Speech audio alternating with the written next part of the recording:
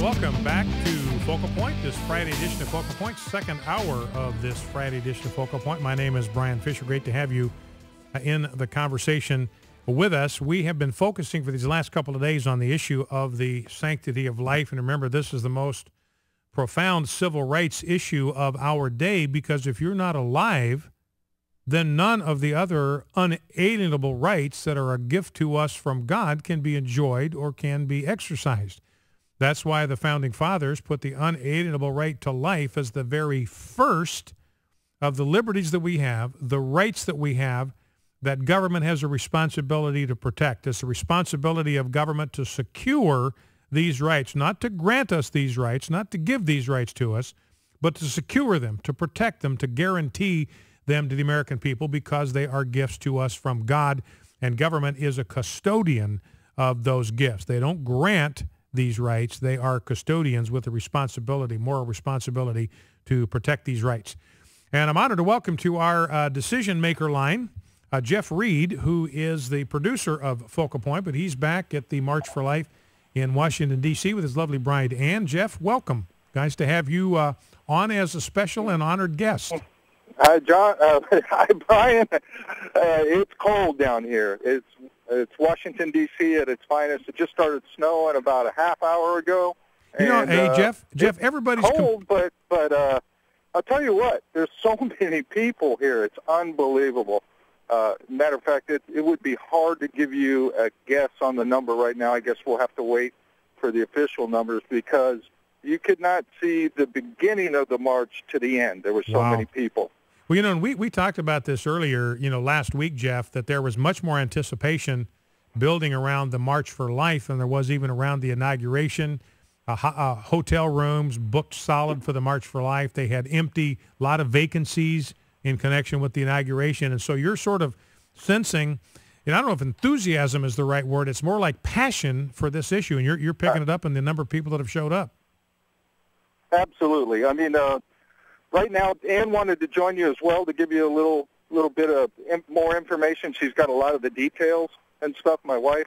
But right now, they are with Silent No More, and they have set up some speakers and a little stage there, and a bunch of women are giving their testimonies right there from the steps of the Supreme Court. Wow. It's kind of about the halfway mark, and a lot of people are gathering up there. Very loud.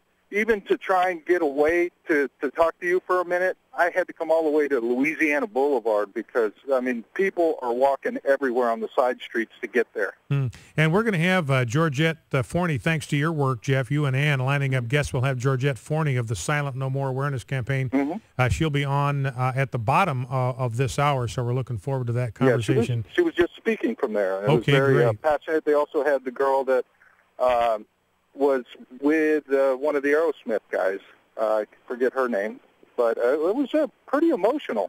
A lot of people, that was kind of, like I said, it's kind of the halfway point of the march, and I'll tell you, a good portion of the people were just stopping right there to hear the testimonies. I mean, they were powerful, they were emotional, but they increased the seriousness, because there was a lot of cheering and happiness and drum playing and stuff. But once you got to that point, it became a little more somber and a little more serious.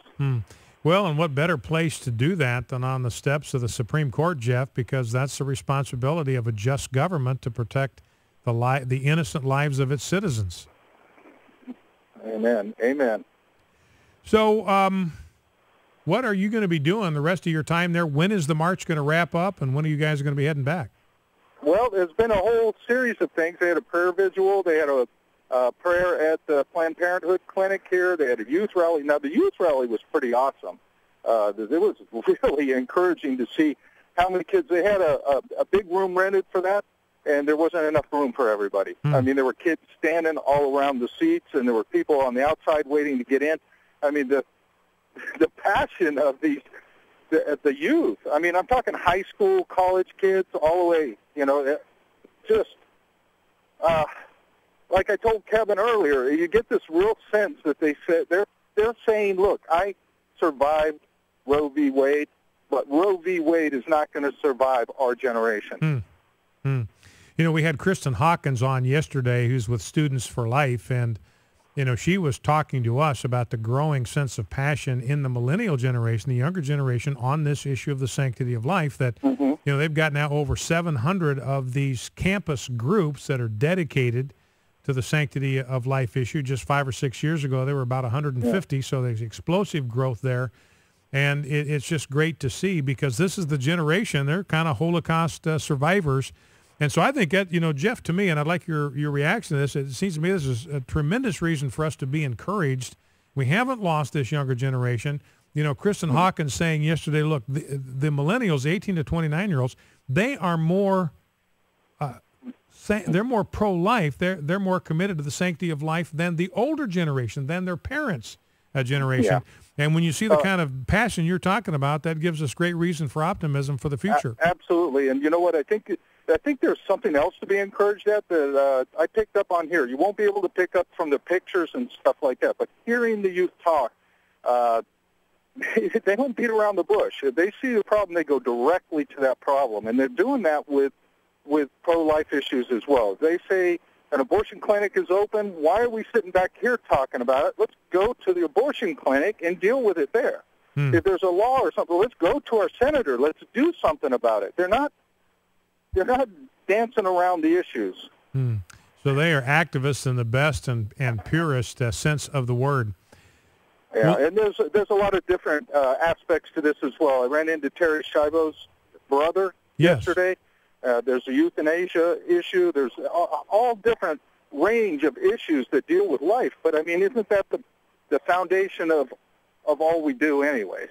Well, and you think about the euthanasia issue. There's a movement in Belgium now to allow euthanasia on young children if the parents decide, look, I don't think they're going to have a sufficient quality of life. This is after they're born. There's a movement in Belgium, at both ends of the life spectrum when kids are young. And then when individuals are old, there's this growing pressure for euthanasia. The Prime Minister of Japan said the other day, the old people just have a duty, basically a duty to die. They need to just die and get out of the way. So the sanctity of life issue, it's not just in the womb. It's after a child is born and even at the end of life. Wouldn't you agree?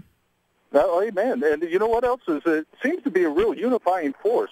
I mean, you see all different denominations here that are walking hand in hand. I mean, they may have their little differences, and they set those aside because they know this is the civil rights issue of our day.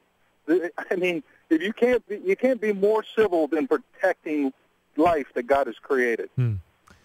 Our guest in our decision maker line has been Jeff Reed. He's a producer of Focal Point, and he's in Washington, D.C. at the March for Life. His wife, Ann, unable to join us on the radio because she is speaking on the steps of the Supreme Court building as we are chatting with Jeff. Well, Jeff, thank you for finding a quiet place to talk to us. I want to thank you on behalf of myself and our listening audience for all the great work you've done lining up these guests. There's just something about talking to these decision makers live on the spot, and appreciate that very, very much. So I want to thank you, and I want to thank AFR because this is a life-changing moment. I mean, what you see in pictures doesn't do it justice.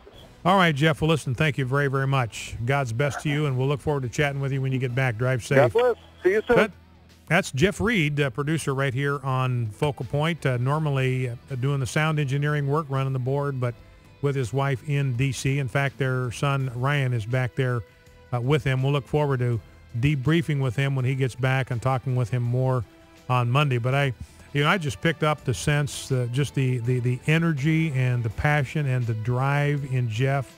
And he said pictures just do it justice. I mean, it's clear something about being on site there with all these other people, the thousands and thousands, hundreds of thousands committed to the sanctity of life, tremendously motivating. Focal Point, AFR Talk. Be right back.